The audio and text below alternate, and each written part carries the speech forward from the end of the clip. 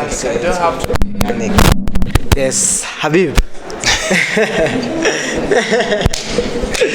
Omar, how are you, sir?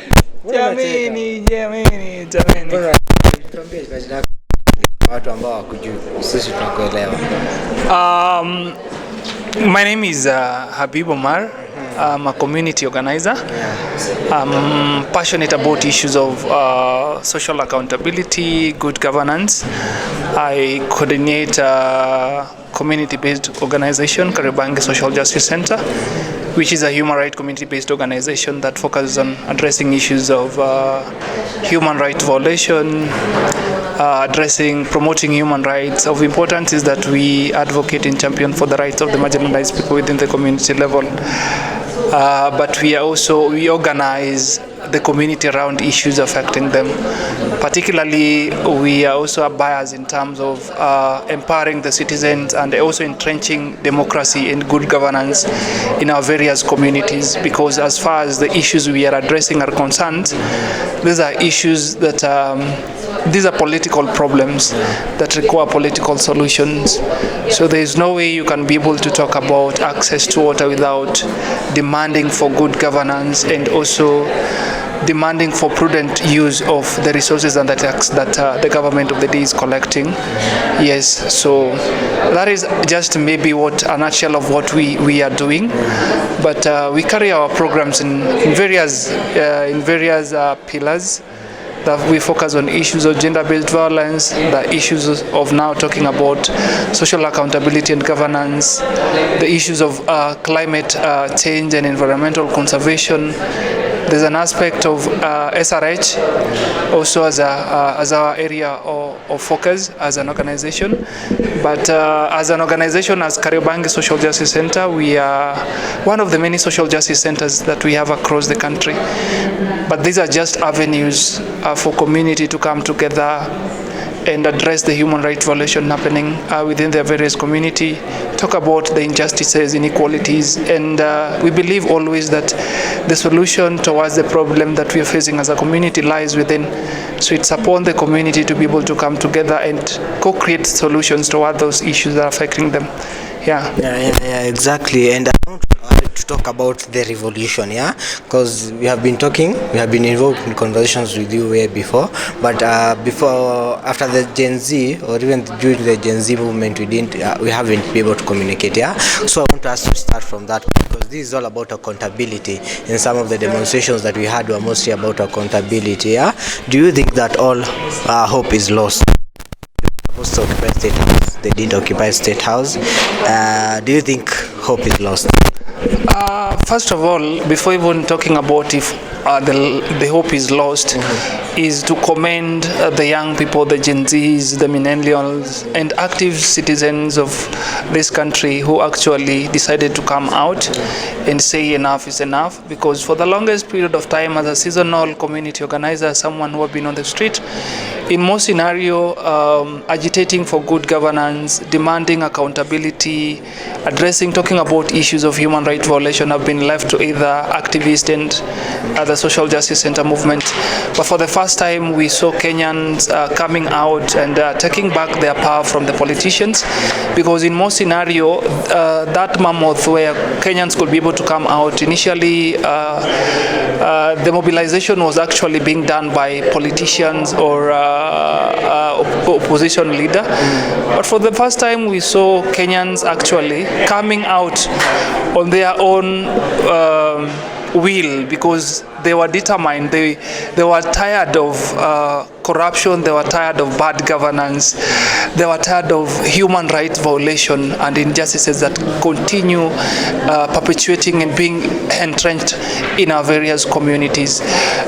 Despite the unfortunate in terms of the killings of innocent Kenyans, that abduction, the arrest, the target and the profiling, I think we cannot say that all is not lost, because we started a revolution. We sparked. It was like lighting up that fire. That is the fire that we need. And it is good that every Kenyan is now awake and is more alert and talking about the Kenya that they want, the society that they want, not only for themselves, but for their children and the future generation, because at the end of the day, we have that responsibility. But as usual, whatever we are witnessing here was anticipated. The political class definitely had to... It was anticipated. Yes, these we anticipated as someone who have been there and know how the system work. Okay. Definitely the political class definitely were going to be able to regroup, because the moment the people reclaim their power and the people are speaking with one voice and are united towards a better cause, definitely it's like you're denying the political class their survival. They cannot be able to survive when actually Kenyans are united, because their mobilization revolve around dividing us along ethnic and tribal lines and all sorts of manners that they have been doing to continue, perpetuate and entrench the oppression that always we face in this country. So definitely the political class is scared. As much as we are seeing again the president maybe going to the default setup the way it used to be, in terms of on the roof, on top of cars, campaigning and giving empty promises and lies, but in terms of institutionalization, entrenching the aspect of accountability, transparency among our governance structures in this country, we are seeing a slight change in terms of even various leaders and government servants, or maybe key duty bearers. There is a different approach, and actually people are thinking, okay, it is time for us to be able to have a conversation as a country and try to see how best we can be able to do things differently. For now, because you see, in a battle, there is time to be able to retreat. There's time to go forth, brutal fight, and also time to sit down and strategize. At this moment, yes, things are a bit low, because going to the street, actually the reason why people go to the street, going to the street always is the last resort. After we have tried all the avenues, engaging, inviting these leaders, but they're nowhere to be seen. Because before Kenya went to the street, actually on Sita, for us, we were on the street actually, and we petitioned the National Assembly, particularly on the issue of the finance bill, because we felt actually with the high cost of living and the issues of flood and the demolitions, the ongoing eviction and demolition of people's properties and houses, mainly major part of Nairobi, and even how floods affected part of this country, we felt these adding more additional taxes to already of a task and of a burden Kenya is going to sink this country more and more, because you cannot be able to find a way in terms of collecting more revenue by taxing people more. No, you create a way. It is like milking a cow. You can't milk it all the time, hata uachi ndama ile ya kunyonya kidogo and all that. So all is not lost, because when we went to the street, these people never listened. Yeah. And again, let me ask you on that one, in terms of listening, because I wanted to ask, because you said that you anticipated, but we saw later on the deputy president came out and said that the NIS was failing. Do you feel there is a disconnect between the public and the government, and has it changed even after the demonstrations? Have you been listened? Have they started listening? Has there now been a connection between the public and the government? You see, these people said we are seeing a situation where we are going back to the default setup. When I say that majority, majorly I'm focusing with the president, because we are not seeing that being intentional and the willingness to be able to actually, yes, these are the particular issues that and these are the particular issues that made Kenyans to go to the street. So then what do we need to be able to do? What can we be able to do differently? But in terms of the leaders, because the show off kidogo imepungua, we are not seeing cars and sirens and all the shenanigans and all these bully things and show off and vomiting on us and the things that they used to do. The beauty of it is that Kenyans are more awake, because initially not majority knew about the aspect of finance bill. Right now we're having a discussion about accountabilities and issues of governance. I used actually to be able to worry. Mine was always, when will a Kenyan youth be able to wake up? When will Kenyans realize so much power that they possess? When will we be able to see the realization of Article 1 of the Constitution, which says that the sovereignty power belongs to the people? And this power, we can exercise it directly or indirectly through our elected leaders, so that when the leaders fail to do what is intended of them and why we send them to various leadership positions, then we can be able to reclaim back our power. So definitely we are seeing a situation where Kenyans are fighting tooth and nail to be able to reclaim back their power. But there is so much work that need to be able to be done, because as for now, the focus has been now. It kinda, the morale kinda went down because of issues of the people who were killed, because you also need to plan for the burial of these people. You need to focus on how you're demanding for justice of people who were injured, those who are still in jail, in various police cells in jail, those who we cannot be able to trace them. Around 60 Kenyans and more cannot be traced and all that. So it's also time to be able to demand justice and put an end to the ongoing abduction, profiling, illegal arrest and detaining of innocent Kenyans whose biggest crime is to come out, want to exercise their democratic right, is just to be able to come out and tell government, okay, you see what, we are tired, you cannot continue stealing, while when we go to hospital we do not have drugs. You cannot continue stealing while in our taps are dry, we cannot be able to have access to water, yet Article 43 of the Constitution talk about access to adequate clean water. Some of us, like maybe from where I come from in Kariobangi, access water 2 days a week. So these are the issues that people are talking about. Young people just came out to say that I went to school, I'm educated, I graduated, I cannot find a job. I cannot find a meaningful income generating activity in this country. Even when you talk about entrepreneurship and venturing into business, the environment itself with high taxations and so many revenues that have been put in place is not conducive for me as a young person to a business or entrepreneurship and even thrive in it. Because of all this high taxation and punitive measures, we are seeing investors running away. What does that mean? It means that rather than bridging the unemployment gap, we are widening it up. And what does this, as a result, at the end of the day, we are seeing a situation where there are so many young people who are going through mental illness issues. Some of them are indulging into drugs, abusing drugs and substance. Some of them are engaging in criminal activities. We are seeing an increase on issues of teenage pregnancies, child marriage, because sometimes a girl is forced to be able to sleep with someone for them to be able to access something as sanitary pads. These are the realities that are facing us within our various communities, and these are the things that actually pushed Kenyans to come out to the street. But rather than listening to them, then you end up killing them. You end up abducting them. It is very, very unfortunate, and that is not the kind of a country that we want. And that is why we must continue organizing. We must continue agitating. We must continue reclaiming our space, our right space in this country as Kenyans, because we have a responsibility.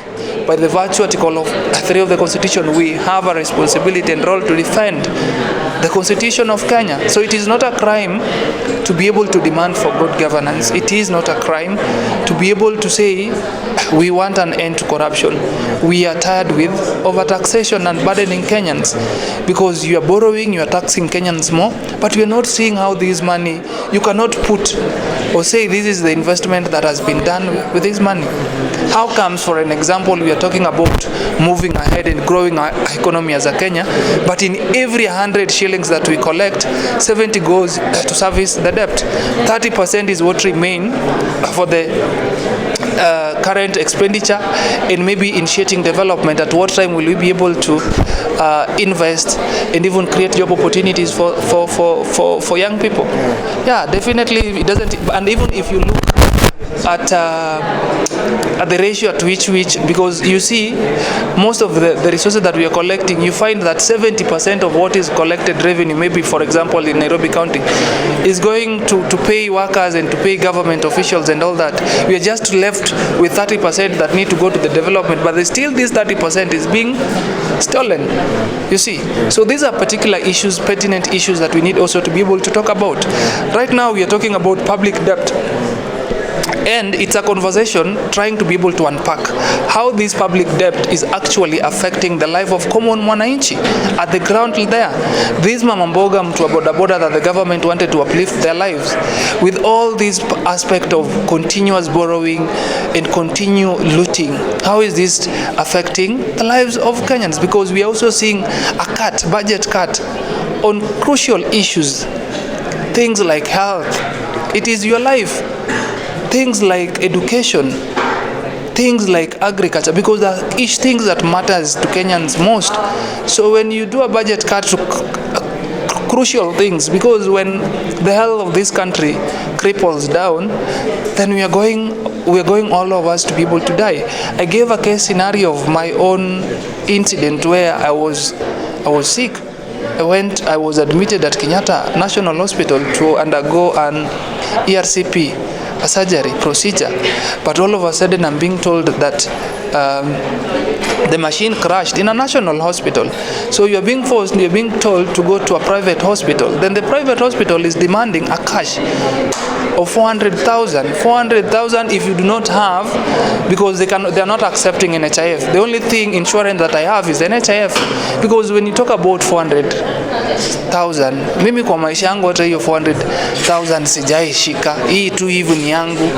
You see, so where am I going to be able to get this money? And at that particular point, I'm bedridden. I cannot work. There is no way I can be able to get the money. This actually means that this burden has to be translated to my family member or my mother, or I have to rely on a friend to create a WhatsApp group to be able to contribute to me. I don't know that there is no dignity in begging, that you cannot be able to put food on the table, you cannot be able to meet your medical cost or maybe take your children to school. There is no, it's a very undignified life, and we want to be able to live dignified life as Kenyans, as human beings. You see, there is a lot of resources, there is a lot of money in this country. It is only that we do not have enough money to satisfy the appetite of the corrupt leaders and individuals.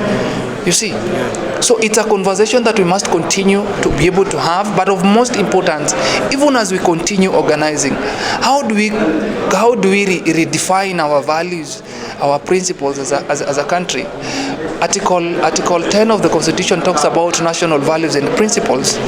Are we living by those values as a country? When we talk about Chapter 6 of the Constitution, which kind of leaders are we electing? We continue electing thieves. I'll give you an example. My own member of parliament, James Mwangi Gakuya, in 2018 he was accused of misappropriating 40 million CDF money. That was in 2018. That is a case that is still pending. Then come to 2024, we are now talking about 51.3 million. These are things that are in public domain, and the same person will come in 2022, bribe you after stealing from you, and then again you vote for them. So it is a holistic approach and rethinking as a Kenya. If we are really ready for change actually, then we must be deliberate, intentional, make sacrifice, and commit ourselves to be able to pay the price tag that comes with change. That we are going to say no to tribal leaders, we are going to not to vote for political parties, but to be able to elect competent, character-wise leaders who stands for something. And in case if the competence is missing, then at the end of the day, then we need to focus on the character. A good scenario tumeambiwa hapa, for example, leo ukienda kununua nyama na upatie mtu wa nini butcher 1,000 bob, then for example usahau na change, and then akukuite ulisahau na change, that is integrity. Those are the kind of people we need to be able to look up to, because even Kenyans, we talk about corruption when it is not favoring us, when it's favoring you, but when it is favoring us, it is connection. Siku hizi wanatuambia tu ni God manze. We are not even rewarding hard work in this country.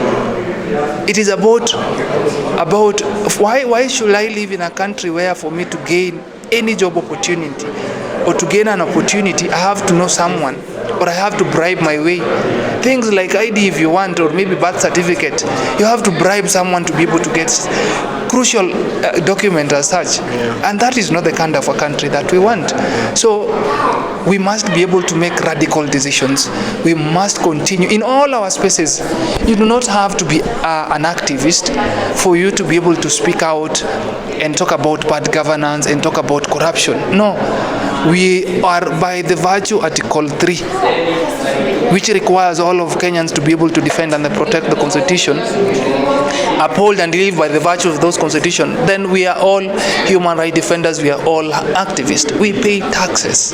And these are the things that we must also be able to realize. I want to know, because the Gen Z were mostly organized online and everything. How has this changed your perspective of mobilizing and organizing in terms in the community? Because you have been doing this. How has it changed before and after the demonstrations that happened? I think with the new transformation and the digital era, the digital maybe let me say technology in general really actually helped in terms of mobilization, creating awareness, sensitizing people, and mobilizing people just to be able to come out for this cause. And that actually really worked. So the conversation is, how do we also leverage on the digital space to be able to continue doing the advocacy, creating awareness, highlighting some of all these injustices that are happening, demanding accountability and transparency, and also how do we use resources, because resources are so involved in this. How do we use the digital space to be able to partner, collaborate, and just work together in continuing pushing the agenda? But that does not mean that we cannot continue organizing within the community spaces that we have been organizing, because as much as we are talking also about the digital space, it also has challenges, and there are places where people cannot be able to access internet, there are places where people cannot be able to access phones and all that. And then the conversation, the struggle we are struggling, it is not about the Gen Z. This is about Kenya. This is about our future. So we must stop also this narrative of narrowing down the conversation to be a Gen Z thing. No. Whatever, let's just it be like the Gen Z sparked. They ignited the fire of revolution. They ignited the fire of change. But collectively, how do we work collectively? Because when you're talking about bad leadership, it affects everyone, from whether you are a child, whether you are old, whether you are black, whether you are white, regardless of the language you speak, of where you come from. I always tell people over taxation or high cost of living, doesn't matter which political party you are affiliated to. It doesn't matter which political leader you are supporting. It is going to be able to affect all of us. If today there is no drugs, Kenyatta Hospital is not well equipped, it is us, the poor. We only have two tribes, the rich and the poor. Today, Ruto will be flown to America, China, to be able to access health services. While here, you cannot, the common mwananchi, the one who is being lied to, napewa 200 unadanganywa, hauwezi afford. Zile mtu wako amepata kansa, hauwezi afford kumpeleka Kenyatta. Nilikuwa na family member at that point is in a very critical condition. ICU bed inatakikana, anafaa kutransferiwa to another hospital, trying to be able to call, hakuna ICU bed Kenyatta, imekuwa imejaa. And then you're being told the only available in Nairobi hospital ama KU. And for you to be able to take them there before atoke from this hospital A to B, you must to be able to have, if you do not have an alternative insurance beyond NHIF, then you have to have 400,000 cash. These are facts, these are not, hizi stories za jaba na kupigia. These are things I've gone through. So when we talk about corruption, bad governance in this country, and the impact that it has on our lives, it is a real thing that we are talking about. I can tell you for a fact, each and every day, mtu wako kwa inbox yako, nitafutie kazi. Ukimuuliza kazi, nitafutie kitu yoyote hata kama ni ya kufua and all that. Nipatie hata 100 nikule na watoto. Mtoto amefukuzwa shule. But they cannot be able to connect these things with bad leadership. They cannot be able to demand accountability on how the taxes that they're paying are being used, because for them they feel like kama uwezi pereka mtoto shule, uwezi lipa nyumba, uwezi elisha, ati you are lazy, you're not working hard. No. It is only that some of these people, some of us, our parents never got an opportunity to steal. Majority of these people flying on helicopter, driving on big cars, have stolen. How do you tell me in a span of, in a country where the economy is doing bad, there is a lot of unemployment, majority of young people are unemployed, someone have made a profit of around 100 million in 1 year or 2 years? Does it even make sense? Someone akona net worth yake ni 2.3 billion still going for nini anataka kufanya? What is it that is going to be able to do that other people have never done? And these are the people who will be able to tell you as young people, hakuna kazi, mujiajiri. Na yeye ameshindwa kujiajiri, amekuja ku. These are the reality we must be able to speak about. And young people, we must be able to make deliberate decisions. We must stop worshipping politicians. These people do not have our interest at heart. Utapata 2027 ikifika wanakuja Islando, because hapo ndio unajua there's a lot of vulnerable people. Mtu akitaka kuvai governor, the first stop ni Island, because hapo ndio unajua vijana wako idle, hawajui haki yao. Then you go, unapewa mapanga na 200 na pombe jioni, you terrorize your opponents, you make wrong decisions at the ballot box. Then at the end of the day, once they get into the power, they forget about you. So we have been turned to voting robots. Why don't we support our own? Why don't we identify ourselves with progressive young people and progressive leaders within our community? It doesn't have necessarily to be a young person, but definitely at the end of the day, let's identify progressive leaders within. Let's own that process, where today kama ni pesa ya campaign, nataka pesa ya t-shirt, ni community yangu ndio inanichangia hiyo pesa. You see, those are the things that we need to be able to talk and focus about. What is your call for action?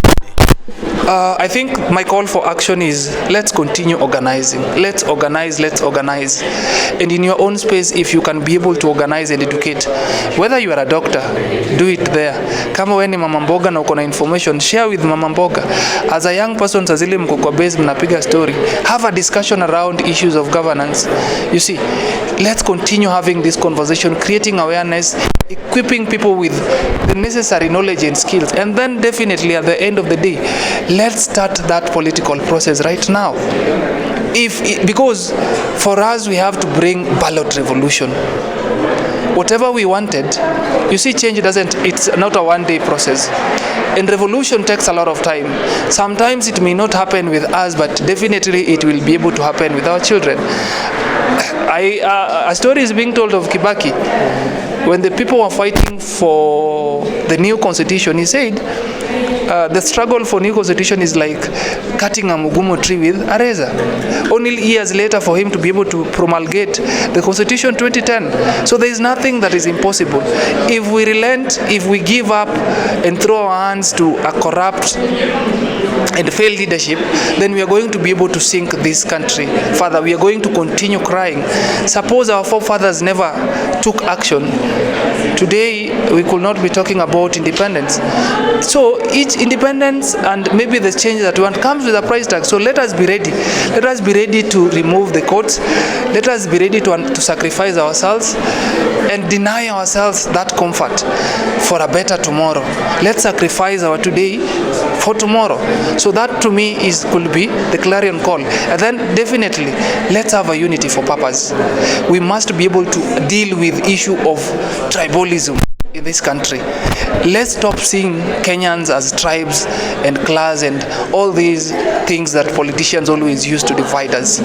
Let us see Kenyans as you as a Kenyan, because at the end of the day, the challenges that we go through are very unique and are very connected, and they do not know any tribe, any political language, any party, any color. It doesn't know whether you are Njiku, you are Okoa, you are nani, you are Mama Mboga, you are Mama Samaki, wewe ni nani. Kama ni hospitali ina dawa, mimi pia naikosa. Kariobangi kama saizi vile hakuna maji, leo hatuna maji. Jana hatukuwa na maji, kesho Saturday hatutakuwa na maji, Friday Sunday hatutakuwa na maji, mpaka Monday saa 3. Tukikosa tumeikosa sisi wote. Haisemi sasa wewe ni Mjaluo nyinyi mtakuwa no. And that is the reality that we can be able to name. And in all, the fight about corruption has to start with us. These small things that we are talking about, let's try also to live that life. When talking about accountability, can I be able to start feeling what value-driven leadership is all about? What accountable leadership is all about? So even us, as the people who are always on the front line demanding for accountability, from ourselves, how are we even accountable to the people we are leading? So it's a conversation, it's also a self-reflection. It's a point of learning and relearning. It's a point of making deliberate decision. That if today I want a Kenya which is corruption-free, if I want a governance that leaders who are able to listen and work for the people, then it has to start with me. And definitely change starts with one person, and then it goes to the other. That ripple effect is what we need to continue doing. And at the end of the day, we must be able to realize the change that we want must start from the mindset, our attitudes, our approach, and how we see the issues.